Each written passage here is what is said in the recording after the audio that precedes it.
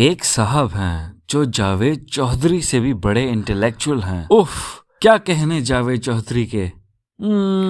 باغیانہ صحافت کے علم بردار جو دنیا کو یہ بتاتے ہیں کہ فلاں اپنے دور کا طاقتور بندہ چائے بہت شوق سے پیتا ہے. پرائم منسٹر ہاؤس میں ملنے والی چائے کے بارے میں اس کے ریویوز سنے کوئی. خیر، ان سے بھی بڑی قداور ہستی ہے اس ملک میں جن کا نام نذیر لغاری ہے، جن کو دیکھ کے لگتا ہے کہ مصر کے صحرا میں کسی قدیم مقبرے سے ان کی رسیوں میں بندھی لاش کھوجیوں کو ملی، اور وہ حیران ہو گئے یہ دیکھ کے کہ 3000 سال گزرنے کے باوجود یہ کیسے زندہ ہے، جو اب اس مشن پہ ہے کہ وہ انسانیت سے بدلہ لے گا، اسے ابدی نیند سے اٹھانے کے جرم میں. یہ وہی نذیر لغاری ہے جنہیں سن کے لگتا ہے کہ کسی کوے کے ہاں انسانی شکل جیسے بچے کی پیدائش ہوئی تو اس نے ڈر سے اس کو اپنے گھونسلے سے نیچے پھینک دیا مرنے کے لیے. وہی نذیر لغاری جن کی شرمندہ کرنے کی حد تک خود پرستی نظر آتی ہے اس نام سے جس سے یہ بول میں شو کیا کرتے تھے. ایک لغاری سب پہ بھاری. کیا مطلب؟ کون سی فوجیں تم پہ چڑھائی کرنے کو تیار ہیں جن پہ تم بھاری ہو؟ ذرا پتہ تو چلے. سکندر اعظم ہو، تم نے حکومت کی تھی یونان سے لے کے انڈیا تک. خیر، یہ عظیم دانشور فرماتے ہیں ہیلتھ کارڈ سرکاری اسپتالوں کی ملی بھگت سے سرکاری خزانے کی اندھی لوٹ مار تھی. اصل معاملہ سرکاری اسپتالوں کی استطاعت ختم کر کے لوگوں کو پرائیویٹ اسپتالوں اور ڈاکٹروں کا محتاج بنانا تھا. ہیلتھ کارڈ بند کرنا درست ہے، مگر سرکاری اسپتالوں کی استطاعت کار بڑھا کر سندھ کے اسپتالوں جیسا بنایا جائے. اب میں کہاں سے شروع کروں؟ عمران خان کے ان چند گنے چنے کاموں میں سے یہ ایک پروجیکٹ تھا جسے اس کے سپورٹرز اور مخالفین بھی، اگر ان کے دل میں تھوڑی بہت بھی انسانیت ہو، مانیں گے کہ یہ ایک فلاحی ریاست کی طرف اچھا قدم تھا. مسائل تھے جب یہ لانچ ہوا، جیسے کہ رپورٹس تھیں کہ کچھ ہاسپٹل اس کو ایکسپٹ نہیں کر رہے. اس کو حاصل کرنے میں لوگوں کو مشکلات کا سامنا تھا. تنقید ہو سکتی ہے، اس کی گنجائش موجود ہے، مگر پاکستان جیسے ملک میں ایسا انیشیٹو لانچ ہونا جہاں علاج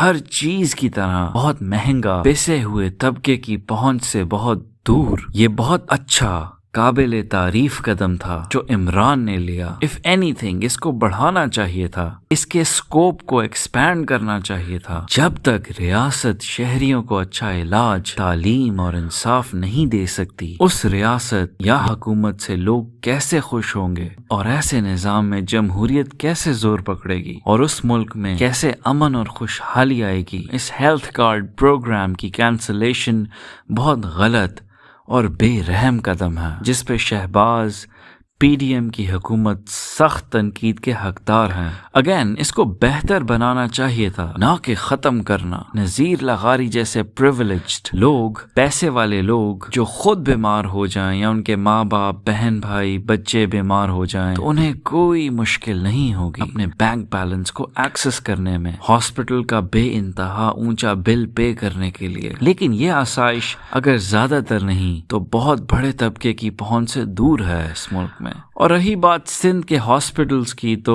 نیوز رپورٹس کے مطابق سندھ کے ہاسپٹلز میں استعمال شدہ سرنجز اور انجیکشنز کے دوبارہ استعمال سے HIV جیسی مہلک اور خطرناک بیماری اتنی پھیل گئی کہ 2019 کے آفیشیل ریکارڈ کے مطابق 1500 لوگ اس مرض میں مبتلا ہو گئے اور 50 بچوں کو اپنی جان سے ہاتھ دھو بیٹھنا پڑا. یہ خبر لمبے عرصے تک نہ آتی اور دنیا اندھیرے میں رہتی، اور یہ بیماری مزید اور پھیل جاتی اگر ایک باضمیر ڈاکٹر جو کسی سرکاری اسپتال میں کام کرتا تھا وسل بلو نہ کرتا، یہ خبر لیک نہ کرتا.